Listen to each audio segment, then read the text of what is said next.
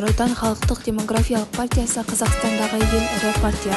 Төрағасы Нұрсұлтан Әбішұлы Назарбаев 1999 жылы қаңтарда Қазақстан Республикасының тұңғыш президенті Нұрсұлтан Әбішұлы Назарбаевтың бастамасымен негізі қаланды. Сол жылдары 12 ақпанда Қазақстан Республикасында Әділет министрлігі келді.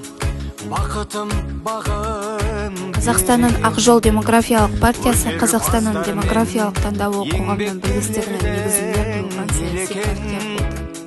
Төскейі түлік, жері бай жұрты ерекен.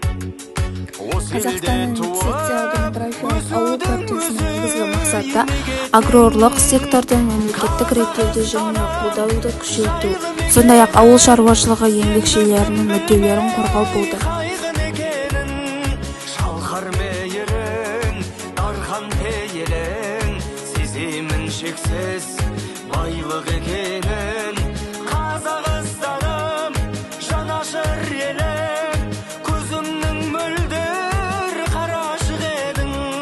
Жаңбыры жауһар, ауасы керім, атам мекенім, дәл осы менің.